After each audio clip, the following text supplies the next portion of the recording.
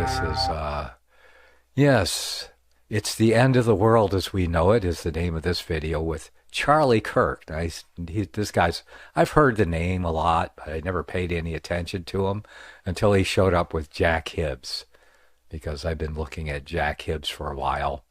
And you remember the video I just posted here this last week to Jack Hibbs, challenging him. But the question is, will he ever even see my challenge? I sent him my book. Will he ever even hold my book in his hand? And if he does hold my book in his hand, he is so inside the rapture dispensational futurist box that he can't see outside of it. And that's what he expresses. So, and the other question is why? Yes, why are they using a Latin word? Why did they adopt this Latin word? Like, hey, it's okay. The rapture is in the Bible. It's in the Latin Bible. I mean, that kind of gives it all away, doesn't it? Yes, it is counter-Reformation eschatology at its best and worst. Okay, so anyway, Jack Hibbs meets... and I guess these guys are somewhat friends or something. They seem very friendly on here.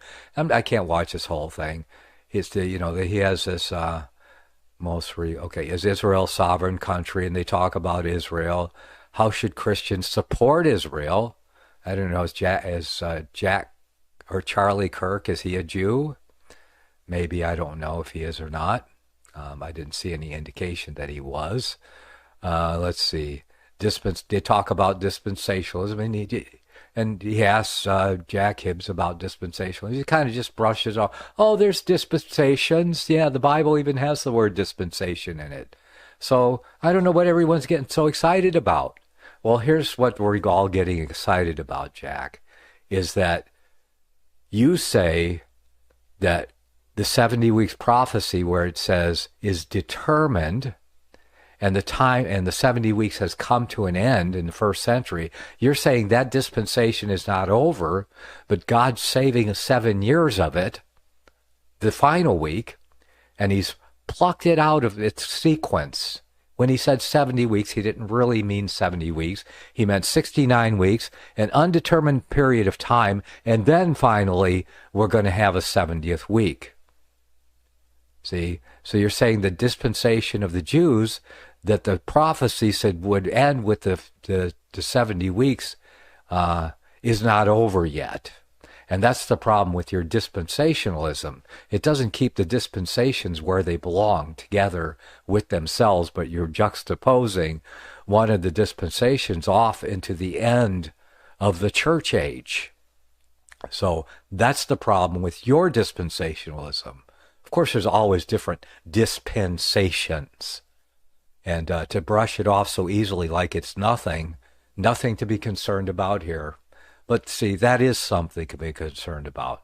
What you're saying is that after the 69th week, the 70th week didn't happen. What, did it just go to 69, 71? We're saving that 70th week for the future? See, that's ludicrous. It makes the prophecy false. But the good news is the prophecy is not false, that the 70 weeks actually were fulfilled, and the last week belonged to the Messiah, not the Antichrist, some unknown Antichrist who's not even named in the text, in the future. Yes, so you needed to use the Latin rapture to save the Pope, to save the papacy and his great apostasy from being the Second Thessalonians' great apostasy with its man of sin. That's all the word rapture means in futurist dispensationalism. That is the very purpose of it, is to vindicate the very Antichrist.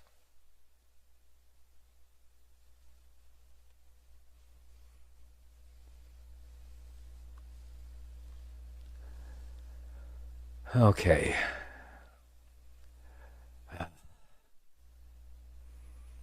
Never mind. Let's see.